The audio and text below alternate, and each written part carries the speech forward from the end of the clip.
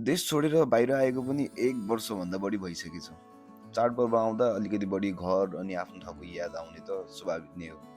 जे होस् घरबाट टाढा भए पनि चाडपर्व भन्ने कुराहरू कहिल्यै मनबाट टाढा हुँदैन। हो त्यसैले हामी Nepali society of cancer सिटीले organise गरेको होली इभेन्टमा गएका थियौँ।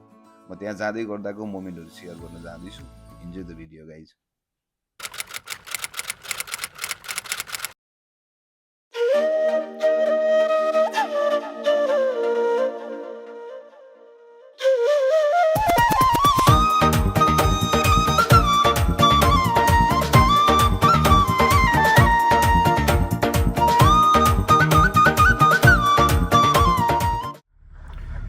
अलराइट गाइज, नमस्ते सबैजनालाई। आरामै हुनुहुन्छ होला, हामी पनि एकदमै आरामै छौँ।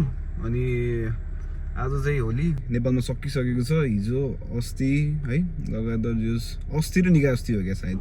अनि यहाँ चाहिँ अब त्यही अनुसार अब आफूलाई मिल्दा सबैजनाको टाइम मिल्नु पऱ्यो, त्यसरी मनाइन्छ क्या। खास हुन त हिजो खास यता चाहिँ हिजो थियो। अनि हिजो चाहिँ अलिअलि कुनै कुनै ठाउँमा मनाएँ, हाम्रो युनिभर्सिटीमा पनि हाम्रो साथीहरूले मनाएको देख्दै थिएँ। अनि यहाँ चाहिँ नेप्ली सोसाइटीद्वारा चाहिँ आज अर्गनाइज गरेको छ, आज शनिबारको दिन ओभरल्यान्ड पार्कमा। अनि त्यही भएर कस्तो हुँदो रहेछ जाउँ। हाम्रो क्यान्सर सिटीको नेप्ली सोसाइटीहरूसँग पनि भेटौँ, दाईहरूसँग पनि भेट्नु भएको थुप्रै भयो, कसरी मनाउनु हुँदो रहेछ भनेर हामी जाने प्लानमा छौँ। म चाहिँ होली चाहिँ खेल्दिनँ किनकि यति बेला हामी जुठोमा छौँ। अनि तर मलाई त्यहाँको मोमेन्टहरू चाहिँ यसो क्याप्चर गर्नु मन लागिरहेको छ। Let's see.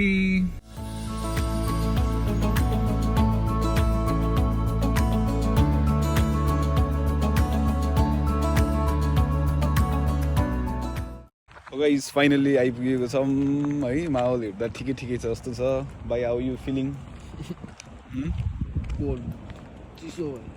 तिमीलाई ज्याकेट लगाएर आऊ भन्दा हिरो हुनुपर्छ के अरे, त्यस्तै हो। पुग्ने बित्तिकैको माहौल भने छुट्टै थियो।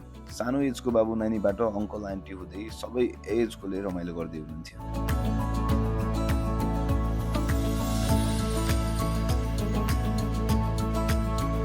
अनि बेटा दाईसँग भेट भयो। He is also one of the renowned bagger in the town. अनि एकछिन दाईसँगको कुरा सुनौँ है त। ल अब के भन्छ हाम्रो सङ्केत प्रोनाउन्स गर्छ होइन? हजुर दाइ। सङ्केत भाइ अब अहिले चाहिँ अब क्यान्सर सिटीमा as a student very good guy होइन। उसको नै म भिडियोजहरू चाहिँ हेरिरहेको हुन्छु। सो उसलाई चाहिँ अल द बेस्ट भन्न चाहन्छु। प्लस अहिले क्यान्सर सिटीमा अब जुन अहिले हामी होली प्रोग्राम गरिरहेको छौँ, सबैलाई ह्याप्पी होली। प्लस युएसमा बस्नुहुने, युएसभन्दा बाहिर बस्नुहुने सबैजनालाई ह्याप्पी होली भन्न चाहन्छु। अनि प्लस सङ्केतलाई चाहिँ अहिले कति टपिक्सहरूमा भिडियो बनाएर हुन्छ स्टुडेन्ट लाइफ एन्ड एभ्रिथिङको बारेमा। सो अल द बेस्ट भन्न चाहन्छु। Keep growing and you're Assam. Thank you so much दाइ, थ्याङ्क यू सो मच। अनि दाइले चाहिँ भर्खर यो नयाँ बिजनेस सुरु गर्नु भएको छ। दाइ बिजनेसको बारेमा पनि यसो के भनिहाल्नु? हामीले चाहिँ यो क्रिएटिभ राइनोस प्रिन्ट्स भनेर एउटा क्यानभास प्रिन्टिङ बिजनेस स्टार्ट गरेको छ।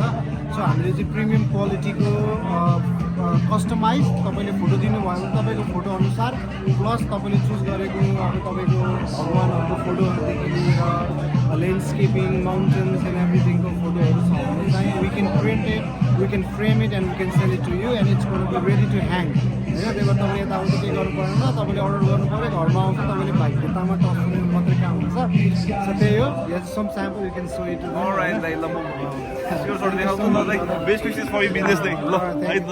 अनि होली भन्ने बित्तिकै म्युजिक बिना त अपुरो नै हुन्छ।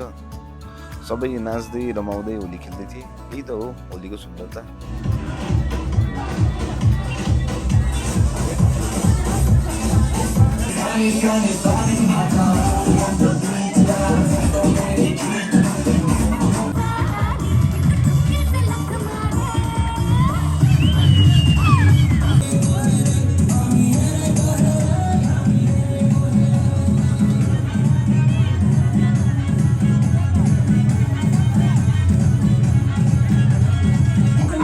गाई जता पनि दुर्गेश दाईकै गीतहरू बजिरहेछ, घन्किरहेछ। यस्तै यस्तै दामी दामी गीत निकाल्नु पऱ्यो है।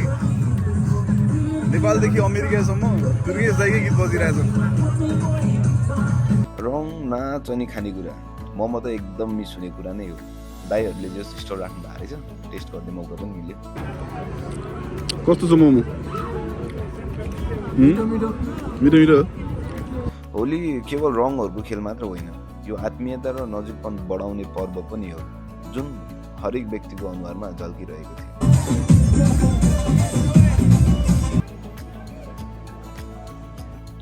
जो समग्रमा दिन रमाइलो नै भयो। Thanks to cancer city Nepalese society for organising this beautiful event. आशा छ भविष्यमा पनि यस्तो कार्यक्रमहरू आयोजना भइरहनेछ।